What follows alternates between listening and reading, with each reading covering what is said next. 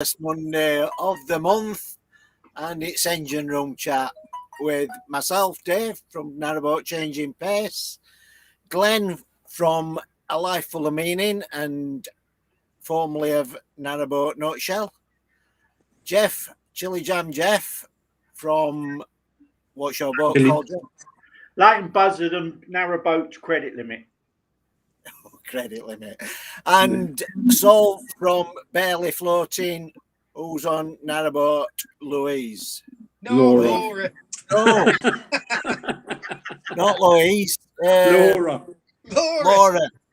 I knew it began with L. I was close. So, what we're going to do tonight, we're going to go around like we usually do, see what we've been doing on his boats and rest of his lives. And if any comments come in, we'll answer them and as they come in. And if anybody's got out they want to ask, then feel free. We'll try and do it as best to answer any questions that comes in. So, who wants to go first this week? I don't mind. I can go We'll first. go with Saul. We'll mix it up a bit. We'll go with Saul. Go with Saul. Okay. Go for it. I've been mad busy with just bits of jobs around the boat, moving, emptying drawers and cupboards and what have you, moving stuff around. I've made a roof box for my roof, obviously, for all bits and bobs to go in there. Put all that together. We've had some visitors down. Glenn come down with Lisa, and we had a trip out on the boat. And when I got back, my hot water wasn't hot. We'd been sailing for about an hour, 2 hours it was, an hour out, an hour back. My water wasn't hot, and when it cooled down and everything, I checked my water, and the fluids had dropped. The coolant had dropped really low, which meant I wasn't getting enough water through to me hot water tank to warm it up.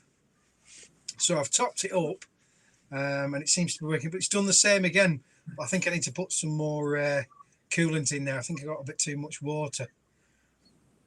But I also managed to drop a load of oil all over the engine. Do you think it's because do we think the head gasket's not done? You've done that, haven't you? Done the head gasket. Just every now and I didn't check it for the last 2 times I've used it. I checked it today and it was fine, but I didn't check it the previous 2 times. I checked the oil every time obviously because I lose oil, a lot of oil, but I didn't check the coolant. So how often do you lot do your checks? Is it every time you move or once a week or? Very rarely. Yeah. I used to check the oil every time we used to move out. The water level, I used to check probably. Well, if we were stationary, I didn't bother because we didn't used to run the engine very often. But if we were out, I'd check the water probably once or twice a trip. Yeah. Yeah, because it had a header bottle, so you could see our header bottle.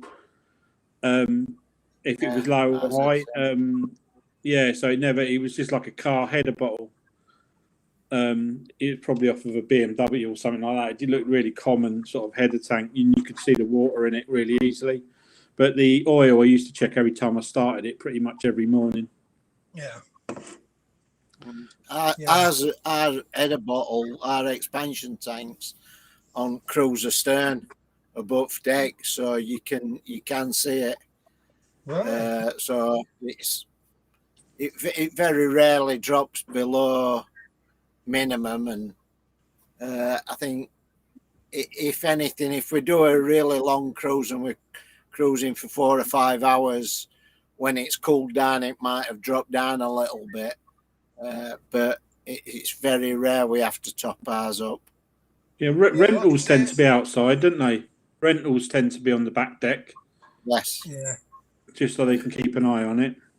It's a thing with Barrowshire engines. They've got to be the header or the expansion tank's got to be 12-inch above the engine, above level of engine. So the only place he could put it were actually on cruiser deck. He drilled 2 holes through cruiser deck and put 2 pipes up and bolted it to the side of the boat. So, but it's it's out of way and it's quite handy, really. Yeah, mine's Editech's right next to rocker box, which is something else I've got to sort out. My rocker box has got crushed a bit, so it's just spitting a bit of oil out every now and again. Your rocker top. Yeah, it's been over tightened and it looks like it's just crumpled in on the back end. Yeah. So take that off, bash it back out again, and stick it back on. Stick it back on. Yeah. I think we're getting some spam emails. That's all I've just noticed on the side there. Yeah. Some spam. Yeah, some friends of ours, Paul Colshaw, he's Delete them comments. okay. Block them. How do I do that? Hold on. Block user on YouTube. Yeah. Paul. Oh dear. I'm just blocking. So I've got to check. I've got to check all my stuff, all my engine a bit more regular now. I think that's what I'm going to do. Just every time I start, I'm going to check my water. I checked it tonight and it was fine. It's not, I stick my finger in it, have it just tip of my finger dips in a bit. I keep it at that level. It seems fine, but I mean, I can bleed it, but it's one of them things. I've never flushed out that engine, and I'm not sure how I do it on that BMC. Is it just a case of opening the tap and running the engine till it empties out, or should I use sort of suction thing? I don't know. I've never bled. I never bled our BMC engine, to tell you the truth. I think it's just a case if you've got a skin tank, there should be a little valve on top of the skin tank. I think it's just a case of cracking that, seeing if any bubbles come out. But other than that, I don't think there's any way of bleeding it, really. We had two on ours, There's no skin bleed. tanks, one either side. Now, you're right, it had two nuts on the top. And when the head gasket was going on ours, the amount of air that was in those skin tanks it used to take ages and ages and ages to bleed the air out of them. But they're like two square bolts on the top of the tanks, just like you'd have on a radiator, in a house. Yeah. But bigger. Mine's got a big old tap with a big copper pipe that comes out. And That's it. Yeah. Well, I thought what I could do is, because I've got one of those little hand pump things, so I could suck water through and make it, if I opened up the tap just while engine wasn't running, I could maybe suck the water through. Yeah. So, I think there's a lower inlet on ours as well. I used to have one at the bottom as well to join the two tanks up. Is there not one at the bottom? We've got a pipe that goes in at the bottom, and then another pipe that comes out of the top, and then we've got the bleeding pipe. I would assume it's a bleeding pipe. I never did bleed as it was one of the things I actually always wanted to do, because the water in ours always smelt a bit. When the head gasket went, the water always smelt a bit rough, but because it was two tanks, I just didn't know where to or how to. I literally think I'd have had to physically either pumped it out or taken the hose off the bottom of the skin tank and let it. Yeah, which is a lot of water. Yeah, which is a lot of water. Yeah, and it wouldn't have been in my engine bay. It would have been in, because obviously our engine was inside. But it would have been behind a barrier, but it would have been a mess. So never fancied it. Yeah, I think I might use that hand pump and just try and suck water through till I get a solid flow through. Keep topping up the tank until then. It's got to be worth having if you're doing all that work to it as well. It's got to be worth having a flush through of it. Yeah. But your pump will obviously pump some of it round. Yeah. It does spit out a bit. But it's sort of like a dribble, and I'm thinking maybe I've got an airlock in there somewhere. So, crack that bolt. Well, if you've got one, crack it on top of the thing. Try and get any air out of it. Yeah. And I need some new glow plugs, I think, as well, because I'm struggling starting still. So, Oh gotta yeah. get new glow plugs on it. You're gonna change. Saul's going to change his engine though, this year, aren't you? There's a chance to that, yeah, if I can afford it. Got to save me pennies up first. Have you? Yeah. Got to find the engine as well. Yeah. Yeah. So we've got a couple of comments coming in. One from Maggie. I am totally new to narrowboats. Is there any courses to help towards running and maintenance? The only one that I know is a chap called Tony Brooks. He's down at Midlands. He's got quite a good reputation. He runs maintenance courses and stuff like that for diesel engines. So it might be worth looking him up online. He might be able to help you. I don't know if anybody else knows anybody. Preston Docks do a course. That's a general maintenance course if you're up north. Preston Docks do it. Well, they used to do. I haven't checked out actually. I was going to go on it, but COVID stopped all that. So Yeah. I mean, and most of the stuff I want to learn, I generally just go on YouTube or Google it. Yeah. Because 9 times out of 10 somebody's done it, so you can watch the mistake and watch the fix all in one go. So a lot of people I know use YouTube like you, Glenn, but I know some people. There's a kid who I work with who lives on an narrowboat, and he's big into doing courses. He did before he bought his boat. He went on an helmsman course, and he went on an engine maintenance course, and that's just how he learns. You know what I mean? So it's each to their own. But like I said, Tony Brooks is one. He's also on the Canal Will forum. He posts on there. There's an engine maintenance topic subsection on that forum. So try Canal Will forum as well. I mean, engine oil changes and that are probably one of the easiest to learn. I've been down to a friend's boat on Saturday, and it's the second time he's done it, and now he's completely happy to do it himself. So it only takes a couple of times for you to do it, especially if you've got the old drain pump on top and just the oil filters. I think the hardest. Excuse me. The hardest thing with his was it was a new engine, and they paint everything, literally everything when they get marinized, and they see paint that cracking the seal on the oil sump on the oil filter was mammoth job. I couldn't, I didn't have a proper tool, so I ended up using the first time we did it, I ended up using a ratchet strap with loads of stuff wrapped around it just to get it to bloody come off. Couldn't get his fuel filter off Saturday either. Tried to do that, couldn't get it off. I just seen Sue Hawkins. She's her last engineer service. He did the quick bleed on our skin tank. Does she mean that he used a pump and pumped it through? I wonder if she can answer that one. Whether he sucked the actual water through or just opened the tap and let it run out. Yeah. I don't know. Yeah, it'd be great to know if you can answer that. I don't know. It's I don't know what a quick bleed is. I'd have thought it was cracking, because if you take the bleed screw out, the pressure would just pull the water out. Yeah, you wouldn't want to do it when it's hot.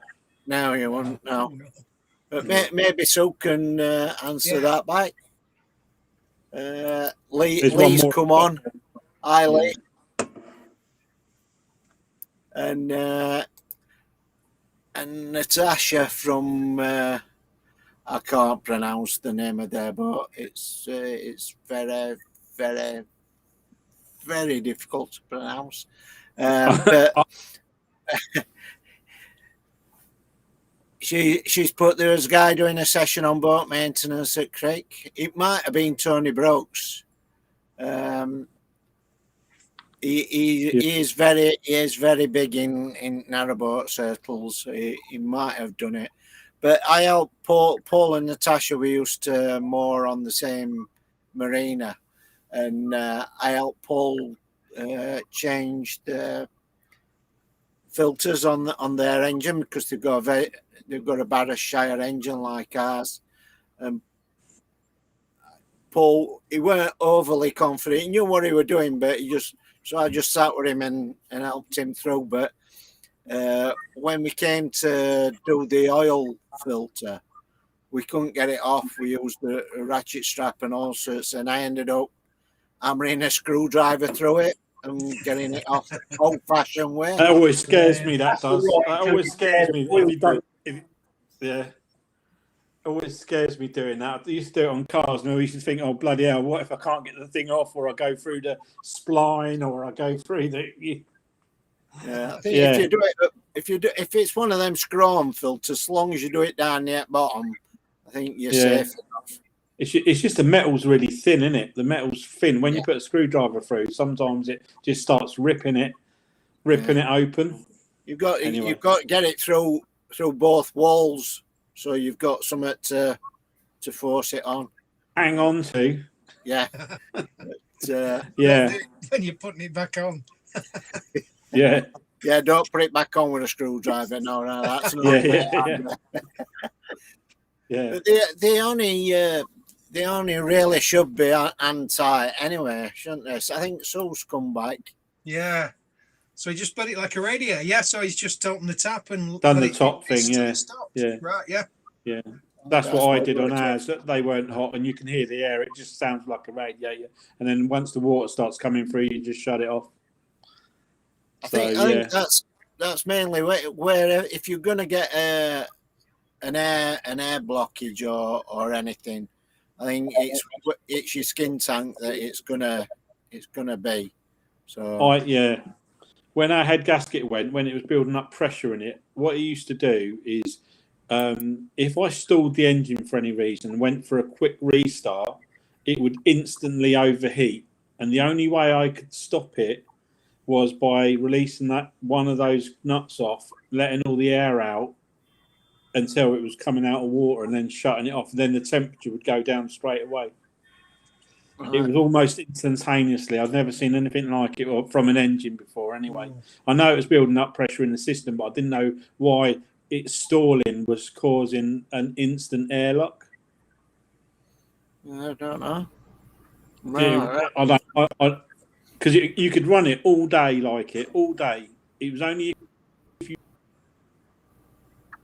tried to restart it straight away, it would have this issue. It would just go bang straight over the boiling hot, and there'd be no sort of water in the engine until you bled it, and then it would take the water through.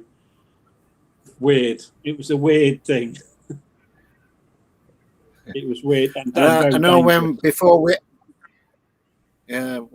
we had the 2.5 BMC engine before we changed it for this Barrowshire, ours had got a big coolant tank, like a cast aluminium tank with a radiator filler cap on top. And when it finally gave up the ghost, there was that much pressure in the engine that it actually blew the housing for the radiator cap off. Tore 3 screws. It was like a brass housing with three screws holding it into a coolant thing, and it actually blew the housing straight off. Did it? With that pressure in it. It was that was when we decided maybe it's time for a new engine. Yeah. I've just seen that Starcrafts on the canal said sounds like your header tank not high enough, Glenn. To be honest with you, it was as high as it was. It was definitely not. I don't think it was the header tank. Because once I did the head gasket, it never did it again ever.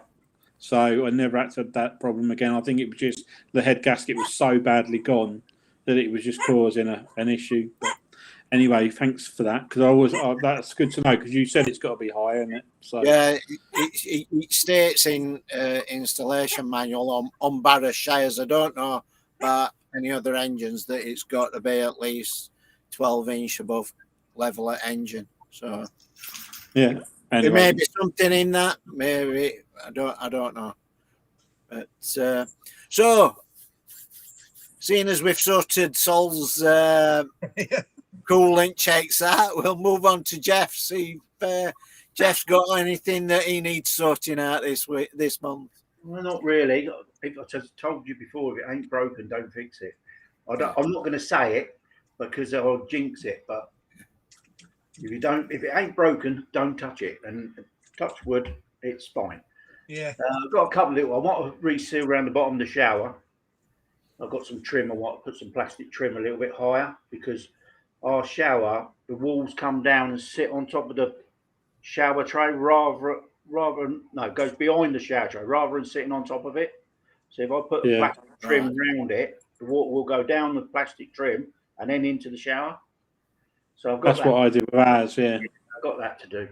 I want a bit of foam, as I said. I need a bit of foam for the bed. Apart from that, I've got someone give me an arc welder as well this week, so I've got some rods. I might have a go welding that hinge back on. Oh, right, yeah. Oh, yeah, on your deck plate. Yeah, on the where you lift it up for the weed hatch. But apart from that, I've just been busy at the house. We're on the boat next weekend, so I might do a little bit. I want to do a few little jobs on it. But yeah, apart from that, just busy on the house.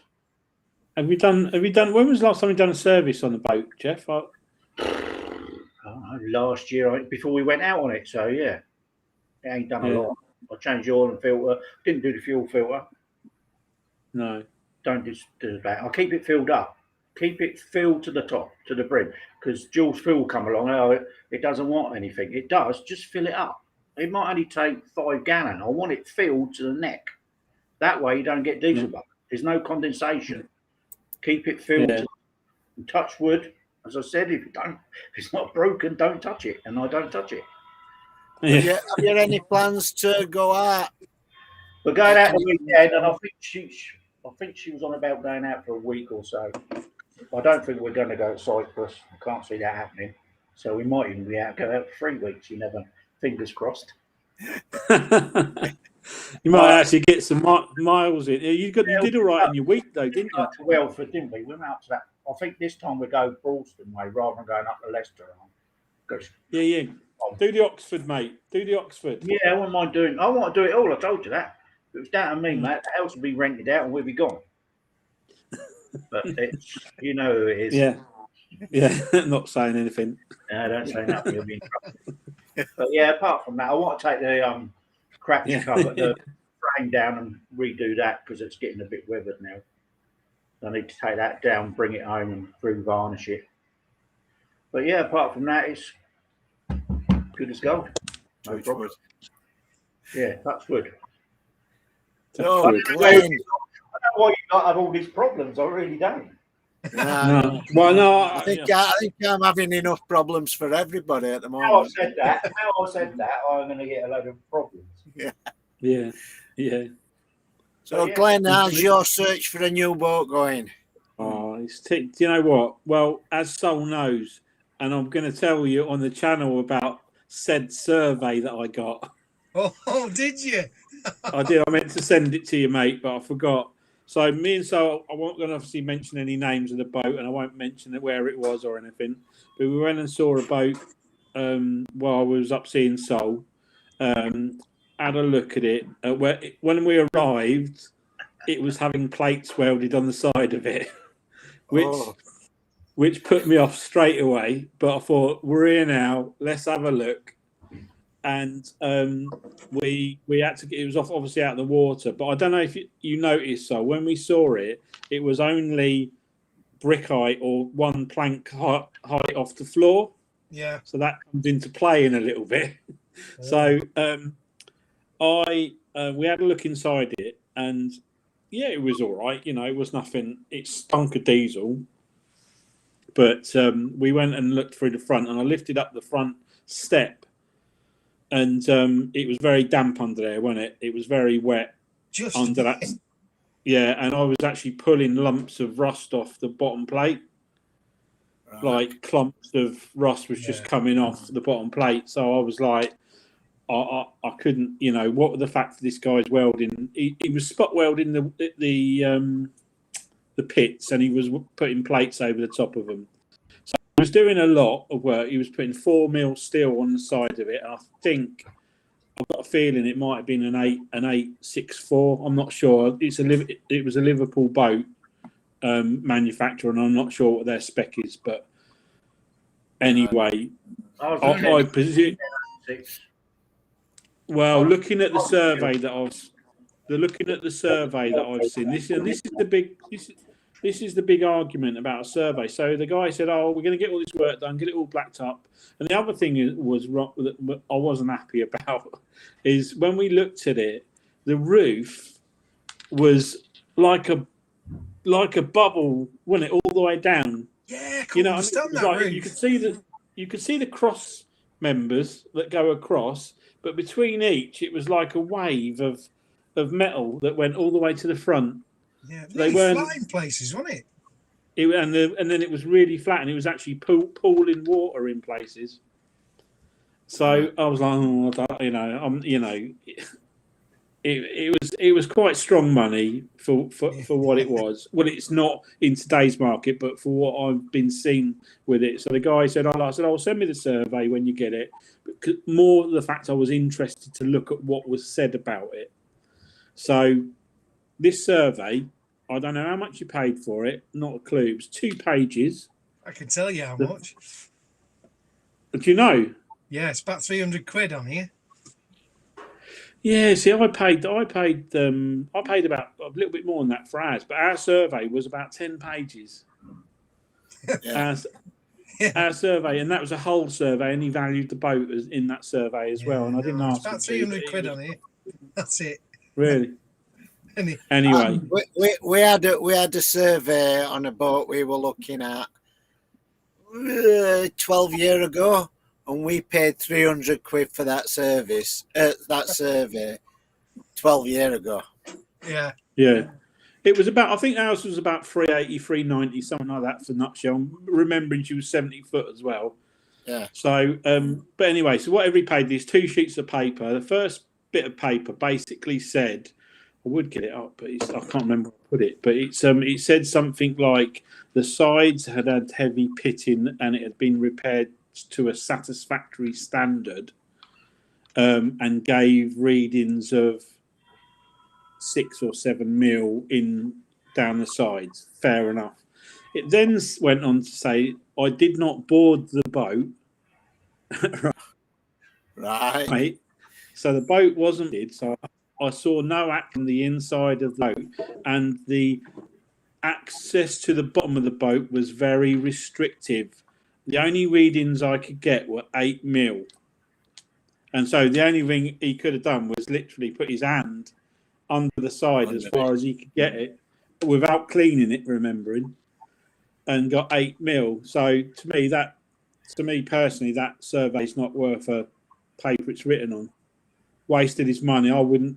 I can't see that an insurance company is going to take that and say, well, the bottom plate's not covered because it's not been done. You've got so far in.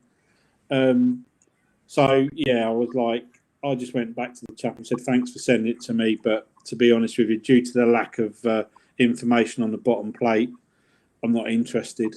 So he went, oh, that's fine. I said, I'm sure you'll sell it. It was up for 23 grand. Yeah, still is. Yeah. Last time I saw it a couple of days ago, it came up on me. Yeah, it's still up for grabs. Yeah, it's still up for grabs. But, so he can give the survey to whoever he likes, really. But to me, it wasn't worth. The sides were, then when I asked the chap, would you ever on the phone?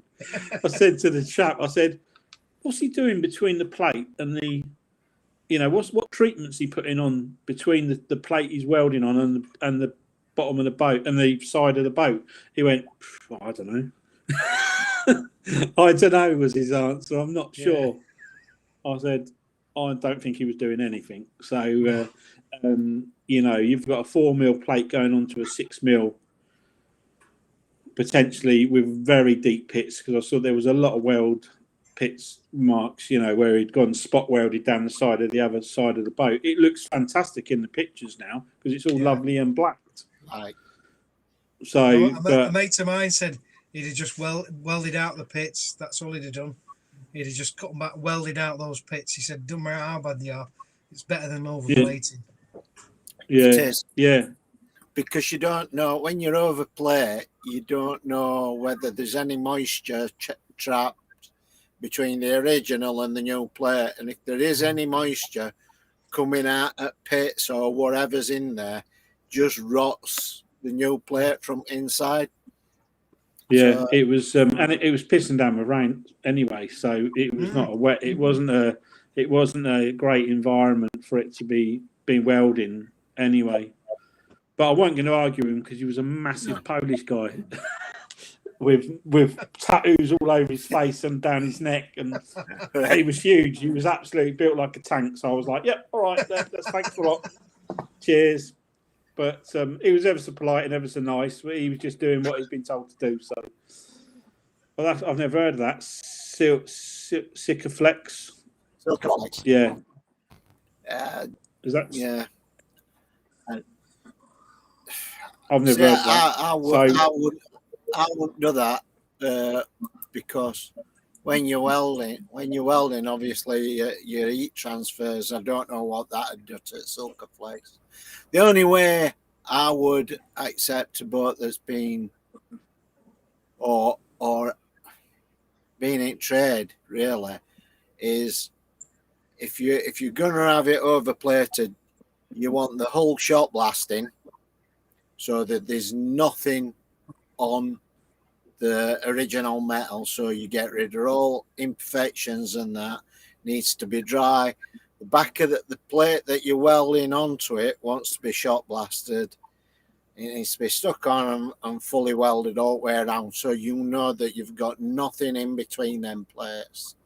That's the only way I'd trust overplating. Yeah. And I know yours has been done, hasn't it, Saul? Yeah, mine's pretty heavy duty overplating as well. Mine was done by Wilton Marina, so. Well, they obviously know what they're doing, but you know, you just get in a bloke to stick plates on the side of the boat. It was sticking plating he put on. He wasn't even putting long plates on, was he? He was putting shorter plates because obviously he was on his own, so he could only hold certain lengths up to tack them on to start it. So he was doing, I don't know, they were probably 3 foot long, and he'd done like 3 of them. So he was not a great weld idea between each one. Yeah, no. So anyway, it won't happen. That was about, you know, it was a shame, but it was worth. We've been to.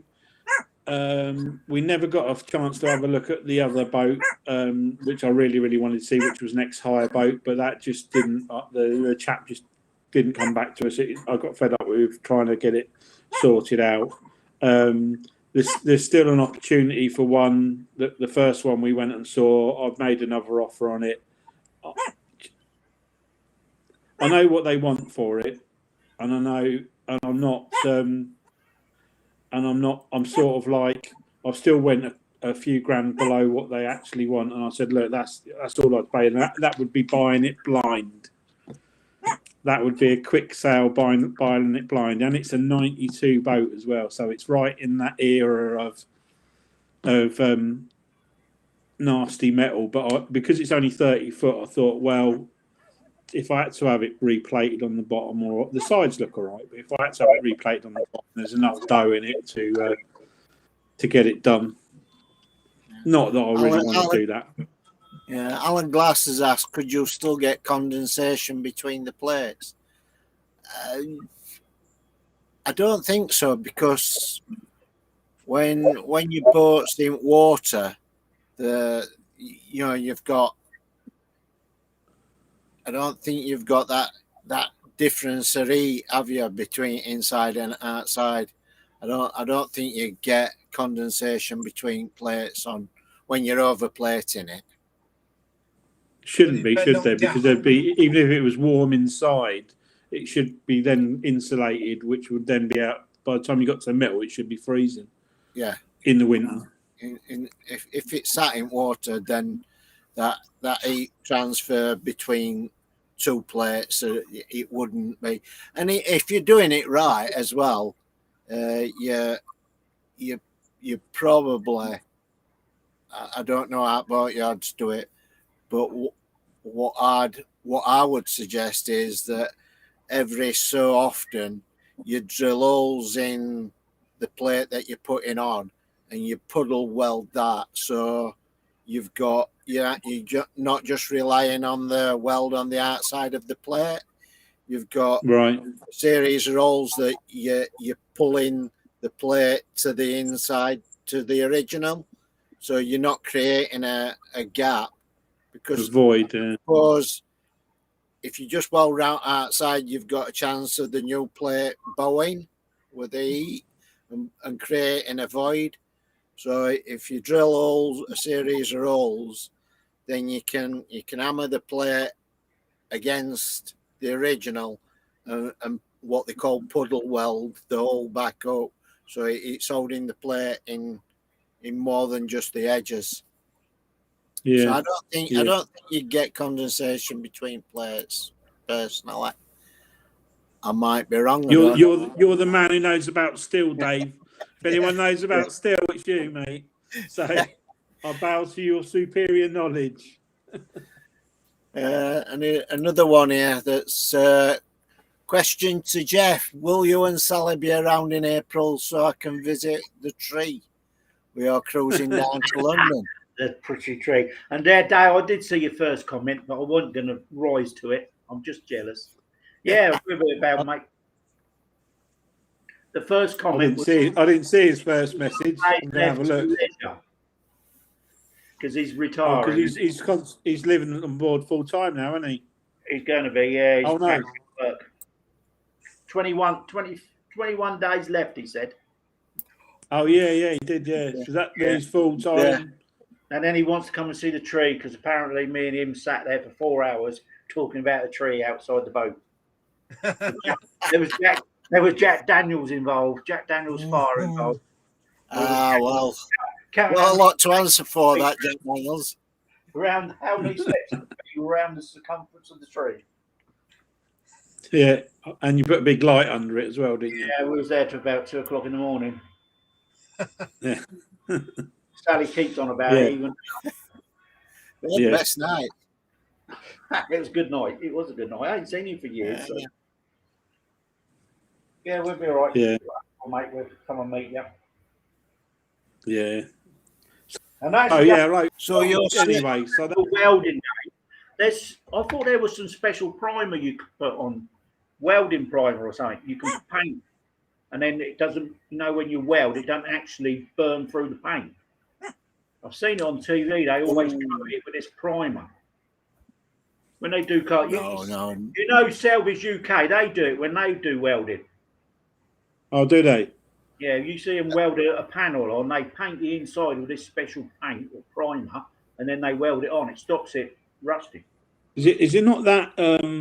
What's it called? Don't know what it's called. Can't think of the name of it. I think I've got some of it Zinc. at work. Oh, you mean zinc rich? That's good stuff. That is. Yeah. But I don't think I don't think it's that. I think it's called something else. Have you ever used that? It's what zinc? It's called zinc rich. It's Yeah. like big, thick paint. Well, I've done it on my Land Rover years ago. I cut a square out the bulkhead where it was rotten, welded it, painted it with that stuff. I've never ever come back. It's unbelievable. Yeah, stuff. we used to use that stuff after we've welded. Yeah. But from my experience, you never get get paint anywhere near welds they because use this stuff. I don't know. I'll have to watch it again. But every time they put a car, it tends to make your welds porous. yeah. Well, this stuff, they've got a new panel. So they put a new quarter panel on. They paint it inside with this stuff, and it stops the rust. And then they can weld, put the wing on and weld round it. Spot weld it, puddle weld it, whatever they need to do, and it protects it. Yeah. That's on a car. That's a car channel. They're they're very, very thorough, in what the work they do. And the bloke's like 30 years experience in body work and mechanic work, but not saying, because I know that they put new quarter panels, new quarters in cars and stuff like that. So Always use they paint it inside before they weld the panel on. I'll have a look. Yeah, I'll have a look at some. He's just doing a load of body work. Welding or anything, it just protects it. You might get away with it on thinner stuff on cars. I think you might get away with it because we used to use a sheet called Zintape, and that had got a zinc plating on the metal.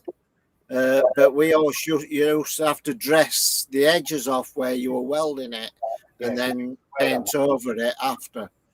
Because even that, I mean, it's like you can get galvanized sheet as well. Yeah, but you got to grind it off before you weld that. Yeah, it's a pain in the arse to weld with galvanized sheet. So you end up grinding a 10-15 mil board around, so you get down to bare metal, then you weld it, and then you paint over the top of it. See, I've never understood why they don't or use galvanized sheets for making boats, because you could buy a galvanized sheet, dress edge, do your welds, and then zinc plate on top of it, and then do your blacking on top of that, and it never rust. But everyone we've seen said I should have bought the Sea Otter. Yeah, I agree. That's gone now. Someone's bought that. Oh yeah. Yeah, I went on the site the other day because I was umming and ahhing about it. I just didn't like seasick, weren't you? It's what? You was a bit worried about being seasick because it wobbled a lot. Yeah, very right. It's very light, but obviously made of aluminium. But very, very, very rocky. But I mean, I probably would have got used to it, to be fair. But inside, I didn't like the inside at all. The inside, I thought it looked like a GRP a little bit inside. It was very. I don't think it being painted bright yellow helped. To be fair, maybe not. The whole thing was bright yellow inside, blue outside, bright yellow, everything, painted everything. So it put me right off, and it was 32 grand. It was. Yeah, they are expensive. So Alan Glass has put a question on: having a long weekend on a boat trip next month, why is it suggested not to have a lit fire when you go through a tunnel?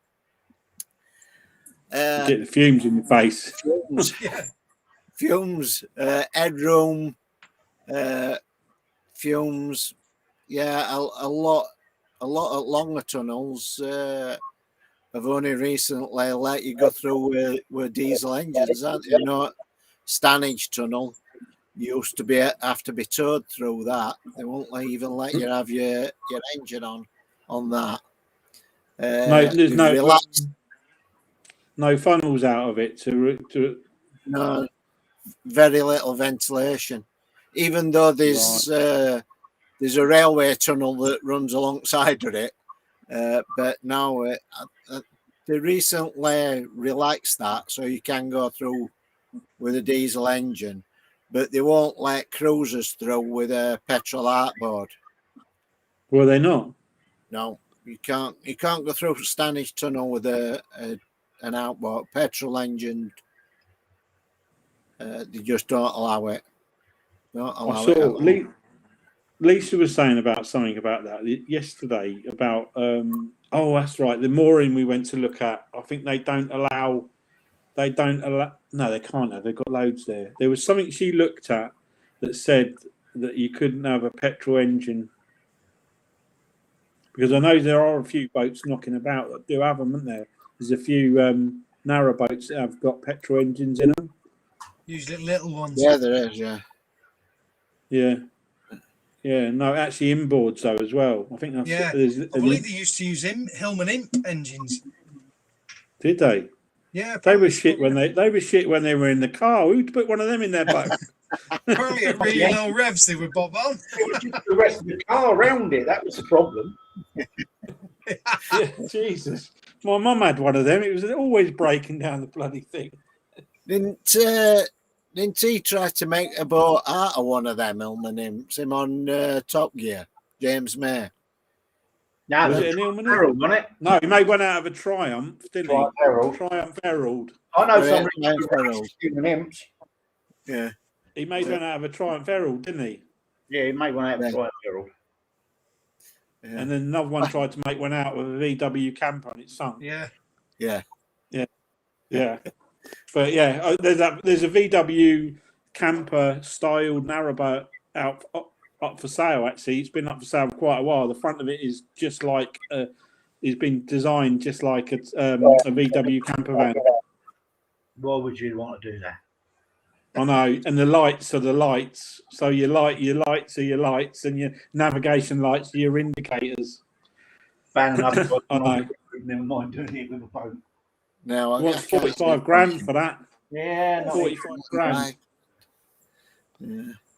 Don't put Fella all has the said, brand can they leg it through Stanage Tunnel at 3.5 mile? I won't want to leg it through there. Yeah, yeah, yeah. It's not a straight tunnel and all, and it's weird and wonderful, Stanage Tunnel. Don't know if any of you guys have been through it. No,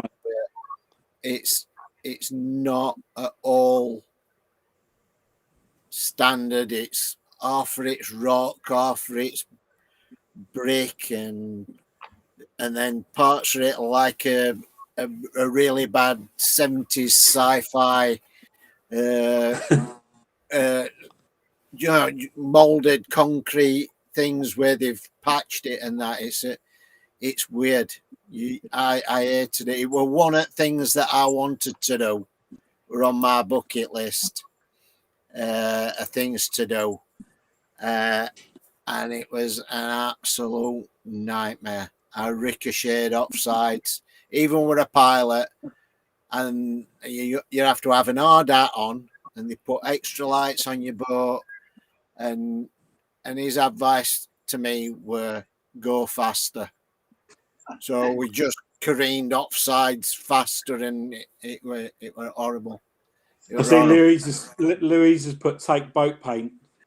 Yeah. Yeah. It were a really bad experience for Louise, who were inside boat with dogs. The dogs hated it. It scared them to death, and I really didn't enjoy the experience. I wanted to, but nah, it was crap. I was really disappointed. But there you go. I've done it. Would I do it again? Probably not. Not in our boat, because Yeah, it took so much paint off, and the channel. You know, when you're going through a tunnel and you've got light and you can see light, and you sort of like gives you an idea where the channel is. Stanage Tunnel's not like that. Completely, the contour of the tunnel doesn't follow where water is. So you're sort of like trying to line up where you think, and next minute you boom into the side. And you can't look outside at boat because you've got an RDAT on and there's a lump of rock trying to take your head off. So that sounds like no fun at all. No, I didn't find it fun at all. But there you go. Anyway, so yeah, that's where we are. Anyway, we haven't bought a boat yet. We're still looking. Anyone's got one 35 foot, 38 foot max, give me a shout. Now it's Dave's turn. It's my turn. Yours ain't done you yet. Oh no, I'm finished. I'm just wrapping up. I was just wrapping up what I said. So there you go. That was a clue. Right. Nanoboat changing pace. Not an awful lot's gone wrong. He says. Touchwood. No, we other than as battery chargers still knackered, as inverters now knackered. So I've got both of them in repair shop, hoping that they can be fixed. The engine, touch wood, now we've got as problem sorted out, is running fine. Just few little needles inside boat, but other than that, Lights flickering again by any chance? no, I've cured that. I've That's cured not that. what Louise is saying.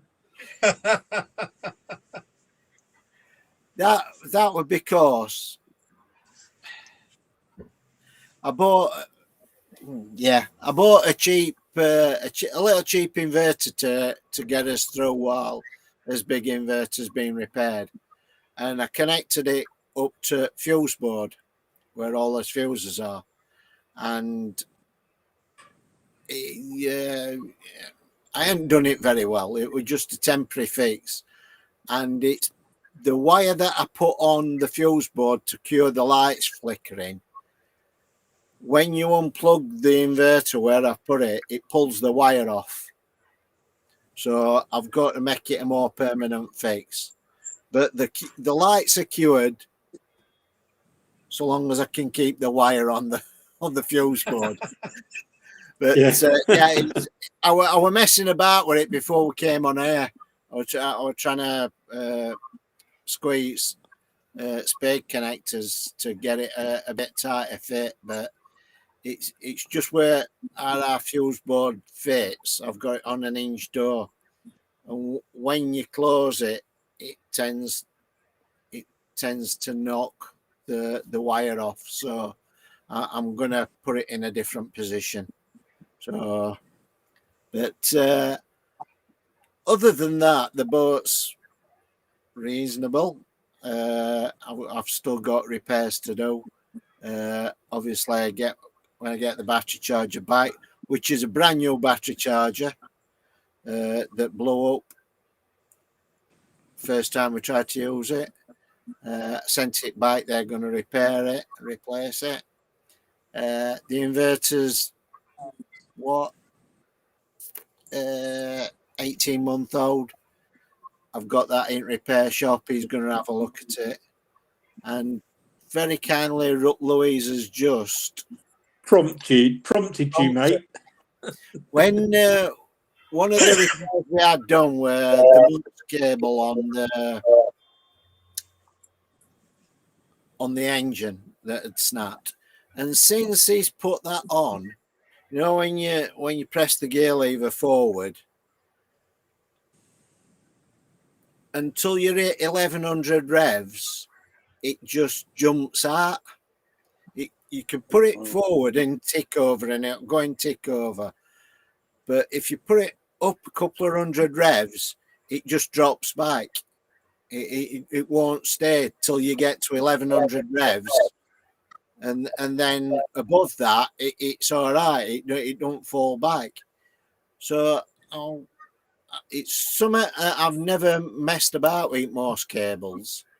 So I don't know whether it's something he's done, whether he's the Morse cable he replaced with just the forward and reverse, it with just the engaging, the forward and reverse. I would have thought that the one that he didn't replace, which is the throttle, I would have thought it was that one that were causing the problem, but he never sort of like messed about with that. So no, you know, if you guys have come across that before. No. You're all looking blank. Stayed in the right position. No. It's got a kink or something. Yeah, it sounds like it's like a bit sprung loaded or something. It's not quite. Sounds like it's doing that, where it should be laid out and fixed. Yeah, I don't know. He put the new cable for to gearbox, and he used a shorter cable, so it was a straight run. That But might be it, though, mightn't it? Yeah. It might be the issue. If he's taken the curl out of it, it might have had the curl might have been in there for the extra For a reason. Yeah, for a reason. Tension adjuster on a Morse lever is the one. I don't know. Like I say, I've not got much experience with Morse cable. When I built boat, I just put it on, connected it up, and everything seemed to work. When we had engine changed, the people who put the engine in, they put it all, and we didn't have that problem. So it must be something to do with the cable that he's put on, because we didn't have it before. So that's a job for next weekend, I think, to sort that out. But an old saying, it might ride up with where, missus. It might ride up with where.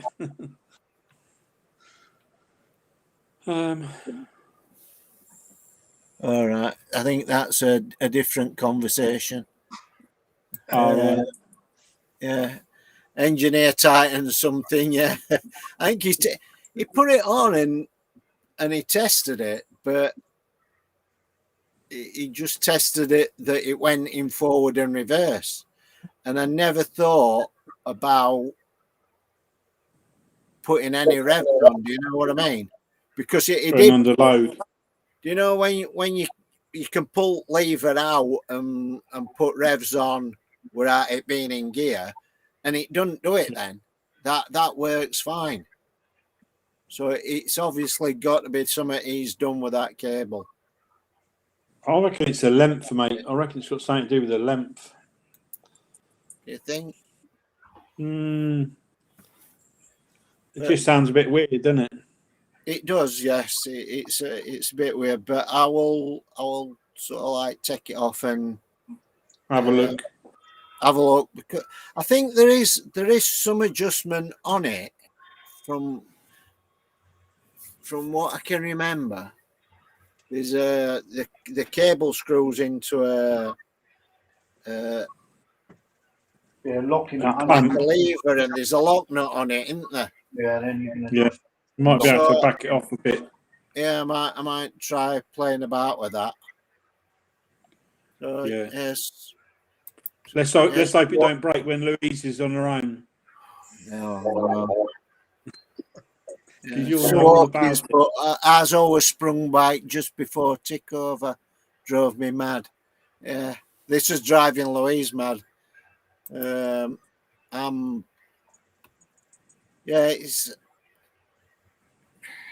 It's a little niggly problem, but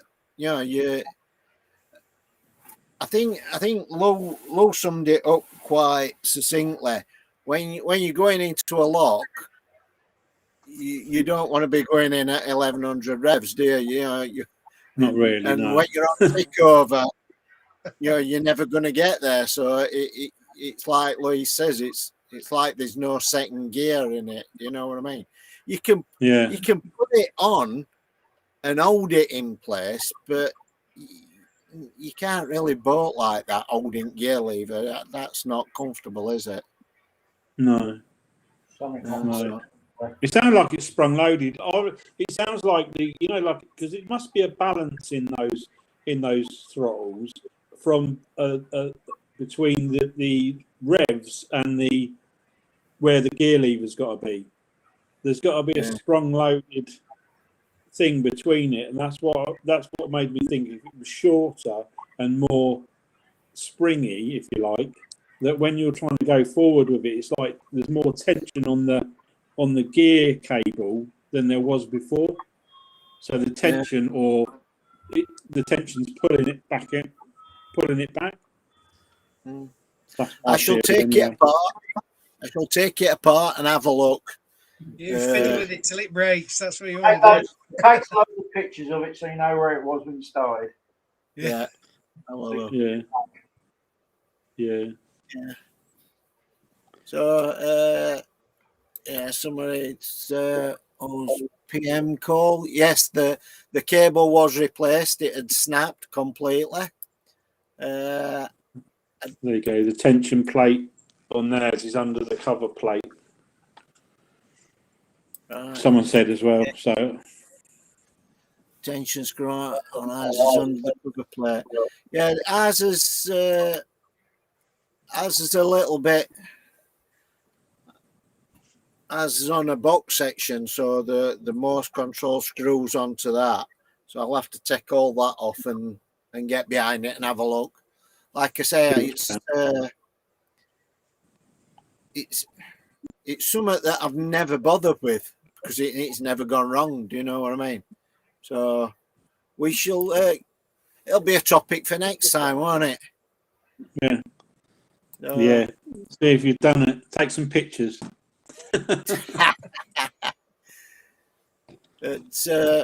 Yeah. Other than that, no news on boat. It's the news on the van is a bit different. The van engines actually run, not very well, but it's run. He got it running last week. We were hoping to get it back last Friday, but although the engine were running, it had got misfire on it and an air leak, which you were trying to sort out. So yes, the program. There's light at the end of the tunnel.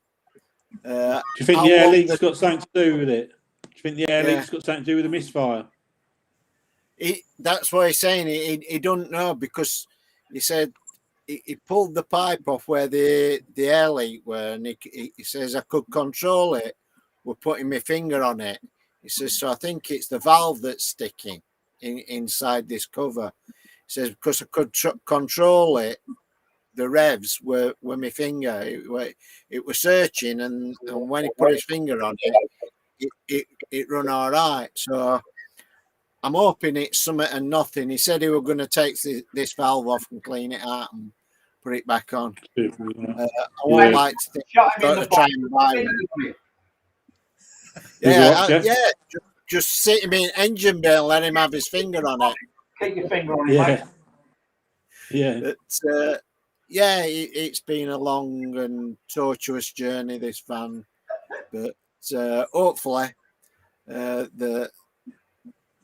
the time we talk next time, I should be back in the van, and hopefully, Saul, you'll be able to contact the kidnappers because I should be doing this front bracket van again.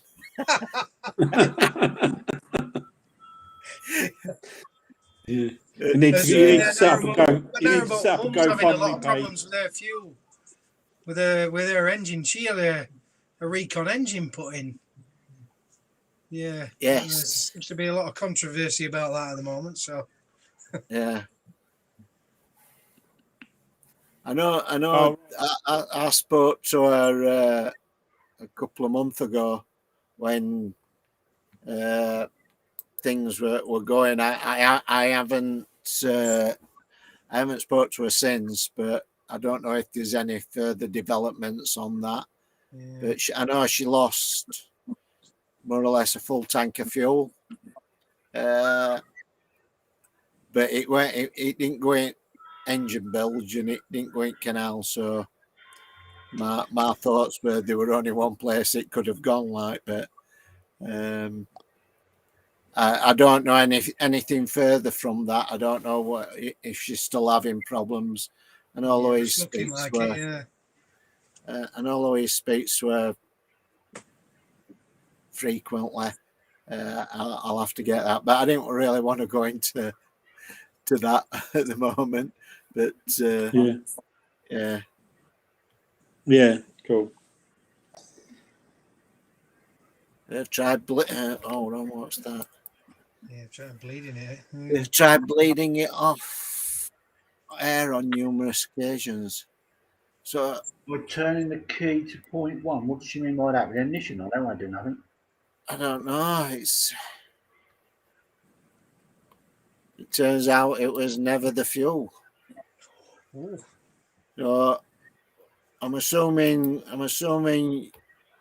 that Oh, that's you've just still to got do the problems. pump. And, Yeah, yeah, but I just to think get the it pump. were I think it were cracking the- RCR cracking that the- replaced the engine Mm. for fee. So I'm assuming that they should be putting it right, because I don't think it ever run right. I know they did.